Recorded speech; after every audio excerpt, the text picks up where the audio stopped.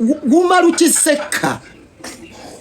Kiseka ogenda kulaba bafutu soja abatuufu n'emizimu gigenda kuvaayo ogenda kutulaba kimafia okwate lopu kati oddako Kyagulanyi fatukule kwa yine ogenda kulaba bafutu soja abatuufu ogenda kulaba emizimu gy'abafutu soja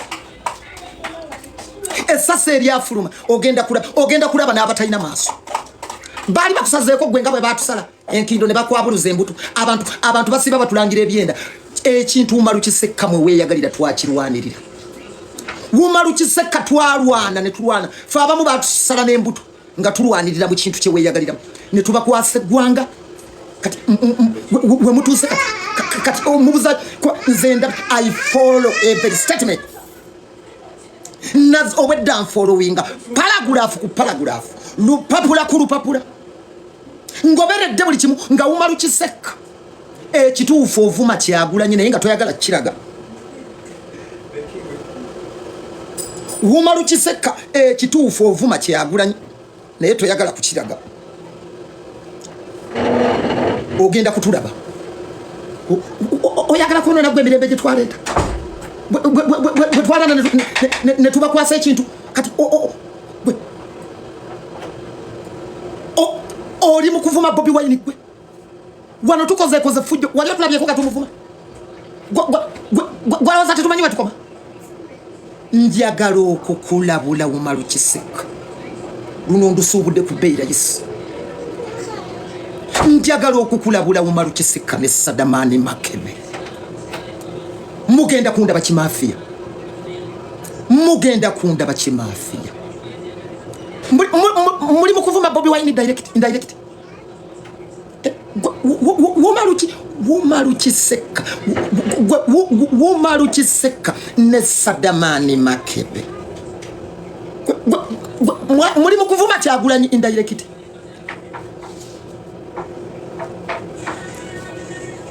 and tetwagala mutu bana mwe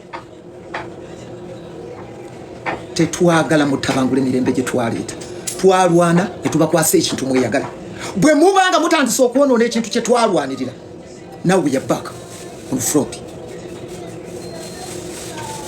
mujja kundaba kimafia oli mu kuvuma Kyagulanyi indirect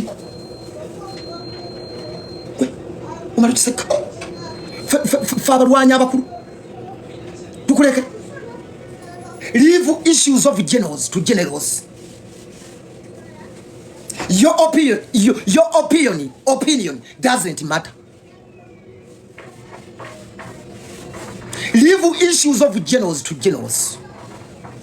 Your opinion doesn't matter. Yes, you are a good talker, but your opinion sometimes doesn't matter. Tokola era moto wange. Tokola Jagali nyamoga ulire. Oli mu kuvuma Kyagulanyi indirect. Iku ozejo juzu wano tumaliriza tuvudde mu nsiko tumaze okulwana tukukwasize ekintu tukuteeredde ekintu mweyagalire mu ddembe lyetwaleeta bwe tulabanga eddembe muli kutte bubi bwe tulabanga ekintu kye twalwanirira okweyagala mu kikutte bubi. Now we are coming back on front and we confront you. Group ya Umar Kiseka tujja kujimaraho. Group ya Umar Kiseka tujja kujimaraho. Tugenda kujimaraho. Group ya Umar Kiseka tugenda kujimaraho. Tugenda kujimaraho, tugenda kujisanyawo. Enough is enough. So you are abusing Kyagulanyi indirectly. Barwana warwanira wagwenga mu nsiko twali yote twakula. Start abusing Kyagulanyi. Real fighters. Nga tusirisi. Ode kujoro bisekezi. Tasobya. Is the second to president. So you are abusing Kyagulanyi indirect. Umar Kiseka. Ojja kumanya abafutu soja abatuufu. Ojja kulaba kwa Umar Kiseka ojja kutambula ng'opama ogenda owaluka. emizimu n'emisamba gijja kuzuukuka. Ojja kumanya abalwanyi abatuufu abalwanirira ekintu kino. Ojja kumanya abantu abatuufu abalwanyi bannastruggle abatuufu. Oba fe tukoze fujjo wali otulabyeko? Wali otulabyeko nga twogera ku Kyagulanyi? Olowooza tetumanyi we tukoma? Umar Kiseka wali otulabyeko nga twogera ku Joel Ssenyonyi bisekezi? Letayo video I dare Lil Pazo njogera nne ku bintu byonna bye mwankongera ne munsitulira live. Letayo video nga Lil Pazo ayogera ku Kyagulanyi. Gwolowooza tetumanyi bitusinga maanyi? Gwolowooza tetumanyi? Gurupu ya Umar Kiseka tugenda kugimaraho. Lero ngenda kukyaza ne ku bantu bateese. Enough is enough. So you start abusing Kyagulanyi indirect and you think we will keep quiet. We will fight us. Fatukuleke ogende kwa ina okomyonga we wana. Ani yakutuma? Ani yakulagira? Okola on behalf of who? You are working on behalf of who? On behalf of who? Ani yakutuma? Obululu inabumeka. Nga togenda na kulonda. Obululu obulina Umar Kiseka obukuvumisa Joel Ssenyonyi bisekezi. Ogenda kutula bakimafia. Okujjako nga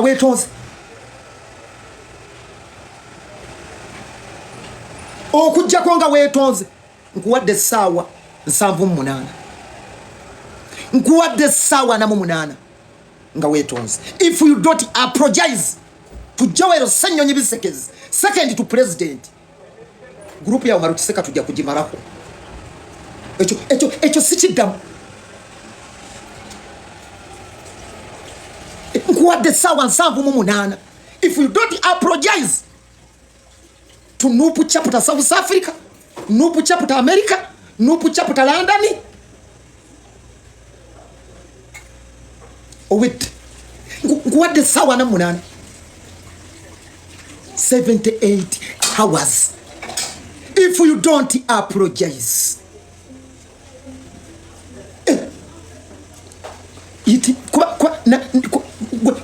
kubanga now you are abusing Bobi Wine indirectly. Learn reverse psychology. These boys, they abusing Kyagulanyi indirectly. Temunna kiraba. Group ya Umar Kiseka ngenda kujimaraho. Group ya Umar Kiseka nakusomera akatabo kano. How to win every argument. Enakuzo omwezi nzijjukira. Nakusomera akatabo. Omwezi guwanumbaganiramu. Yino paragraph gye nakusomera. Njikuddiramu olwaleero. Ebigambo byali bwe biti. On the other side, those who think marriage is lifeless can cite it in a hostable conditions. Tuyinza kuleka omaliwo struggle. How to talk to anyone anytime. Nakakusomera. The same thing happened when Rose Perot came on my show in February and he denied several times that he was interested in learning. I kept hearing that his denial were less than complete. And when I put your question differently, near the end of the show, Banga Perot said he had learned his supporters succeeded in registering him on a ballot in all of 50 states. Umar Kiseka on the struggle. Ogenda kutulaba Umar Kiseka. Totusomesa paragulafu. Umar Kiseka tozunkusembeze mu gy'abafuutu soja. Kuba kati ne firebase ame egenda kuvaayo neba desert. Mpozi mwagala na shibaga kata akomewo. Ani yakugamba? Ani yakulagira? Mbaliriza nkusomera paragraph eno tugende mu maaso. Have gathered into one regiment of all the strongest men in the army. This will be my strongest regiment. I doubt if the strength of regiment depends on such factors as is moral and its teamwork, not to mention its speed, its ability to operate with minimal supplies and similar attributes. Umar Kiseka must apologize. Kawe demuda wakoze da. So you are abusing Bobi Wine indirect. include you. If batusala nebyenda abantu kati babitubanje because of this struggle you are enjoying too much freedom is a hero edembe eringe libawereddwa ekibiina obukulembeze kati mutandise kuvuma abakulembeze edembe eringi Umar Kiseka ne Sadamani Makebe neti wakazindaga muri mazi kide munti abantu bamazi kide munti abantu bambwa ani yabyakuma singa sikuleka no yogera yuzire si gwani awe biragiro gwani avuma Joel bisekezi okolangani okolerani kusomera paragraph eno tujeko omukono tetuyinza kukukiriza Umar Kiseka tetuyinza kukukiriza Umar Kiseka tetuyinza kukukiriza. What if you had just built your dream house in Kavuli and you were told the scientists had suddenly discovered an earthquake zone in the area? Would you move? The number and the type of what if a question is without limit and you can always think of anyone related to something that in the news on people's minds and momentum. Umar Kiseka toina buyinza bwogerera Joel Ssenyonyi tochidanga nam. Who give you that mandate? Who told you you was the one who would own your party? You are doing as what are you delivering? Instead of bringing trouble. Now every day you are a trouble cause. So you are starting the meaning Chagula and his interest indirectly. Because of Ubandi Wakon you are singing for. And you think we shall keep quiet of you. Halima Kalanda will go with you. Halima Kalanda will go warn about us. Halima Kalanda will warn us about that boy. And I came here last time, it was by 19th October last year, and I won't use those boys. I even called my uncle and he told them, I even up top and he told them that those boys are not clear. Ulabu luzungu dujiye kati ekintu kitabuzi. Tuli bakambwe nnyo kwene ensonga Allahumma swalli. Umar Kiseka tutangula mizimu gy'aba fotosoja egyali jasirika toleeta badde zaatakomawo tetugenda kukuleka kuzanyira kwene ensonga tuli banyiivu nnyo. Allahumma swalli. You start abusing Bobi Wine indirectly and you think you will keep quiet. Ogenda kutulaba kimafia ogenda kulaba abalwanyi abatuufu bali foot soja ebirala byonna wandi bikoze. Umar Kiseka Joel Ssenyonyi ne Bobi Wine ne Rubongoya abo bayiteko bano ba MP kwatanga bwoyagala kwata abo kwata obo jako mutwe kwata abo kwata bali abasajja abasatu tewali wokyolabanga tebamaze kukitunulira na kikuba mu tochi fenga twogera wali otulabye ko nga tubogerako otuyita basiru wali otulabye ko nga tubogerako jaya akatambiko nanga njogera ku Rubongoya ompita musiru jaya akatambiko nanga njogera ku Bisekezi jaya akatambiko nanga njogera ku Kyavula otuyita basiru. So you start abusing Bobi Wine indirectly.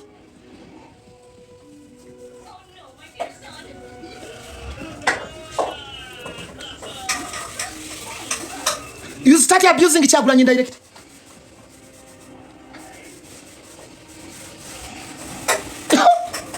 You are doing just who? Okolangani.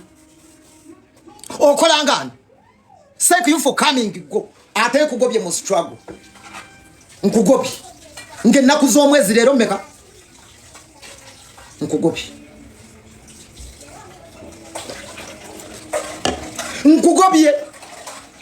Lero nakuzo omwezi meka. Wali kanti Umar Kiseka agobeddwa mu NUP. Ne byayogera abyogeranga ye ne Sadamani Makebe. Wali kenda kuzo omwezi esawa no mwaka mu comment section. Agobeddwa.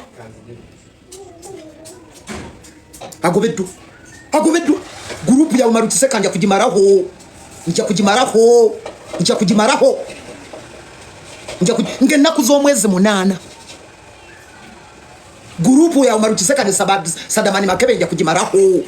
We no longer need you. we no longer entitled to your opinion. Genda nga bwe wajja. Thank you for coming. Go.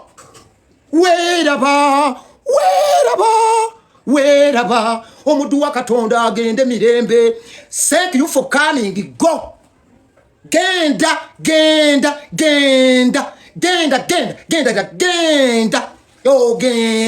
Ogende woman. Genda. Wheraba. Genda. Genda. Ogobeddwa mu NUP genda kuzomweza 23 ogwokutano 225.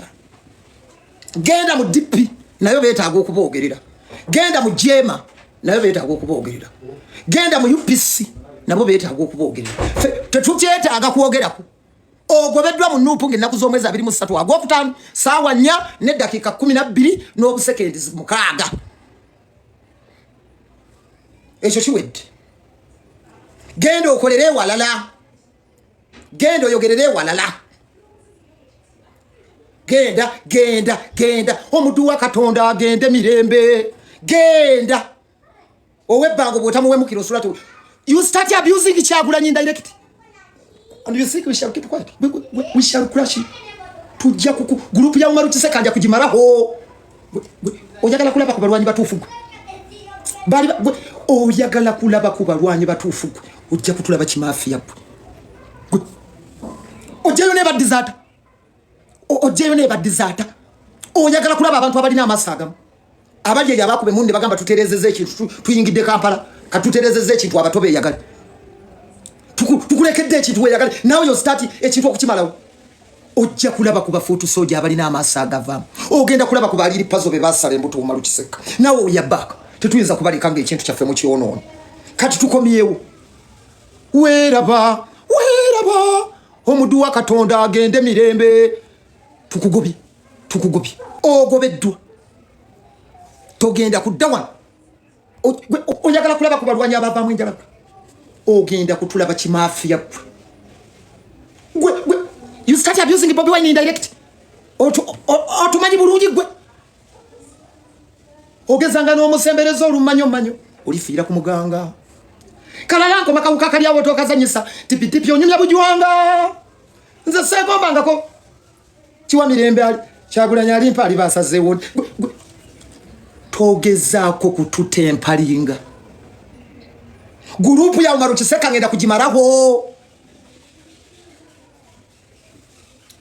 gwe bakutenda okudduka gwe olunaku lumu singa tukuleka kyetulabye olunaku lumu singa tukuleka kyetulabye olunaku lumu ogenda keero ovume Kyagulanyi tukukwatidde wano tukugobye ng'ennaku z'omwezi 23 ogwokutaano 2025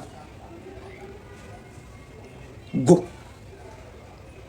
foyinza okutulaba nga tukola amanyanga gaffe tukola eddalu lyaffe netukola eddalu lyaffe but we know the origin ogenda kutulaba kubaluyiwepa kwato mbe maro msule mpira gwe motoka mgaye mbe abe South Africa mkakwate mkavamba yake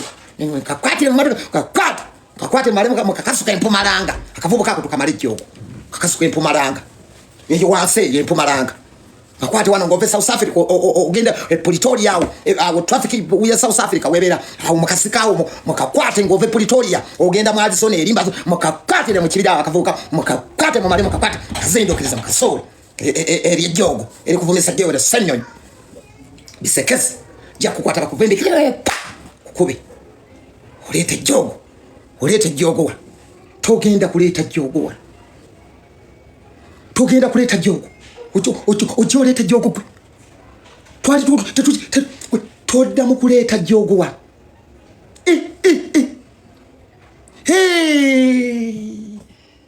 bakutenda kudduka otandise okudduka okuyisa wokoma tokiddangamu oyagala kola kigwe ojja kutulaba gwe tujja kwesonda mu ssente tukutikke ku Kenya Airways kutuleetere wano tugende tukutuuze ku ntandaalo. You think South Africa you are very far? You think South Africa you are very far? Obululu ina bumeka?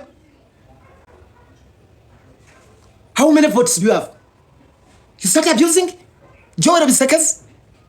You start abusing Joel Ssenyonyi. You start abusing Bobi Wine indirect.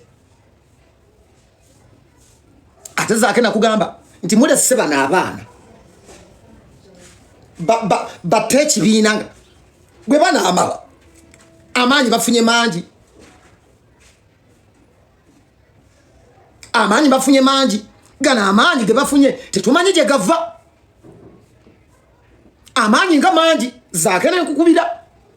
Nga tuli erungujja ku studio ne Bahrain. Nenga bana abana amanyi nga bafunye manji. Bakolerani. What is their lolo? Sawulirizibwa. Nekugamba bana abana bubalese bali mu kutagula ffe bwe bamala bagenda kutagula mu. Zahero lina laba bakutadde court plate. A full member of parliament. Nga abana bakubuza ebibuzo. Nga alinga Frank abaho. Nga akayana. Nga bakubuza ebibuzo ngolinga Frank abaho nga akana ne ba TikToker. Nekugambe full honorable. Sadamani Makeba ndi Umar Kiseka bakutuze court plate. Zakene bagamba nti abana bano mwali badde mu bakomako. Zakete mwampuliriza kakati babo befula nti bavuma Joel Ssenyonyi kumbe bavuma Bobi Wine.